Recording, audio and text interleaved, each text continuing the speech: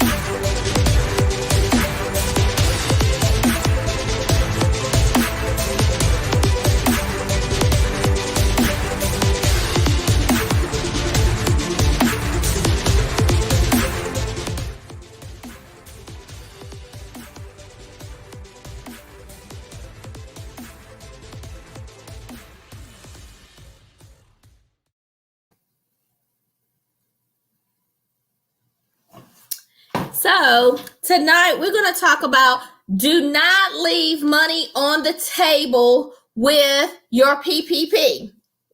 And I'm going to just go over a few things that I noticed that people are doing, and this could potentially get you another $20,000 or more dollars.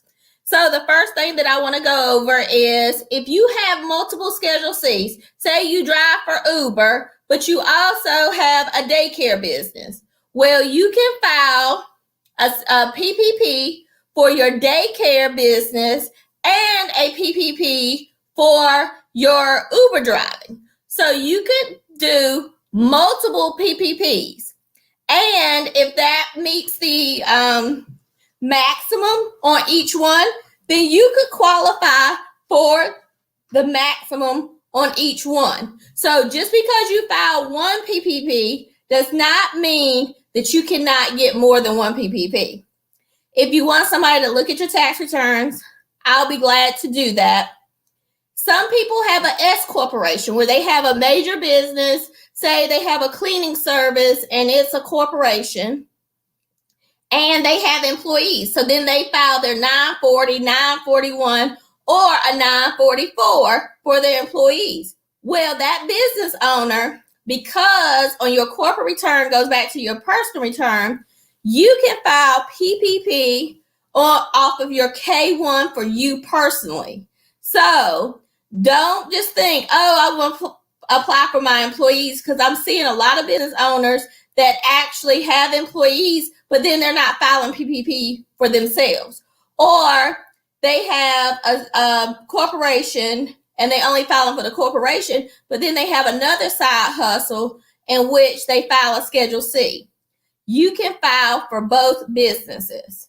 So I want to encourage you to look over your tax returns.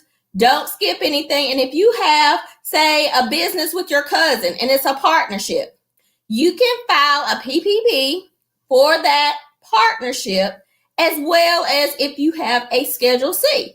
So then you could have two. Then if you have a corporation by yourself and a K1, that means you will qualify for 3 PPPs. So don't listen to people that don't know anything, nothing about nothing, because you may be leaving money on the table. Also, to help alleviate things, if you issue 1099s to people, they can apply for their own PPP, even though they don't own the company. Just like if you are a traveling nurse and that company hires you as a independent contractor, consultant, they don't take out taxes and they give you a 1099, you can, even though you don't own that company, you can file for your PPP for that company. So then, because it's your 1099, say you wash cars, nobody's going to give you a 1099, but you file taxes based on the numbers that you give your accountant or tax preparer. You can file for PPP under your cash business as long as it's on your taxes. Also, another thing is that, say you didn't make a lot in 2019, but your business really took off in 2020.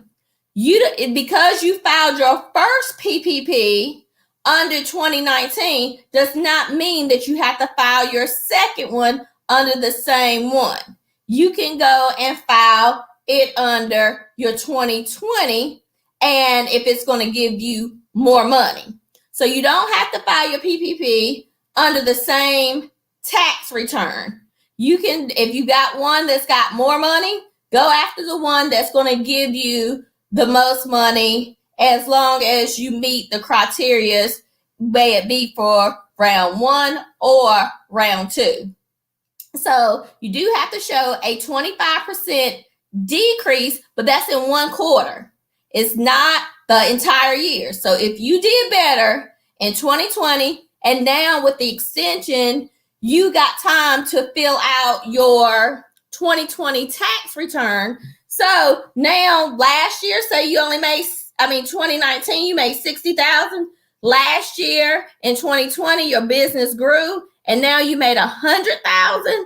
Guess what? File that PPP for your $100,000. So that way you can max out at the $20,833 for that round. The only catch to that is if it's your round 2 that you're applying for, you have to show a 25% loss in 1 quarter, not the whole year. Don't get that confused. A lot of people are getting that confused.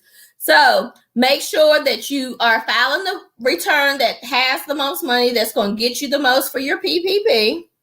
Make sure that you're looking at every schedule. And I see where some tax preparers are put people's 1099 on there as wages.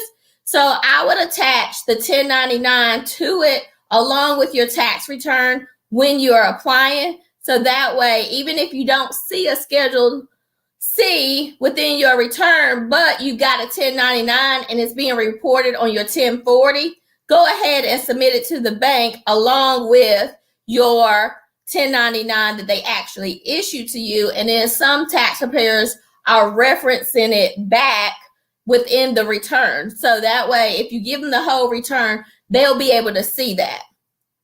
Like I said, make sure that you are looking through your return carefully to make sure you're not leaving money on the table. Because remember, if you do the forgiveness part, then you essentially going to get free money. So again, I cannot stress enough to you, do your PPP based on if you have an actual payroll, your 940, your 941, or your 944. Do it off of your K1 if you are a corporation, or if you have a partnership. If you have a Schedule F, if you're in the farming and stuff, I would go ahead and file for it. And then also for your Schedule C. So don't get it confused. Go through all those numbers. Look on your tax return. Don't assume anything. And if you're not sure, go to your tax preparer, or I'll be glad to take a look at it for you at no cost to you. We just really want to get the word out and make sure that people are getting what they're entitled to, because like I said, it's in difficulty lies opportunity, and this is your opportunity. So do not forget that it's been extended so you can get your round 2 of your stimulus, of your PPP. So that means you can get 2 PPPs. Apply for it. Go get it. If you have any questions, reach out.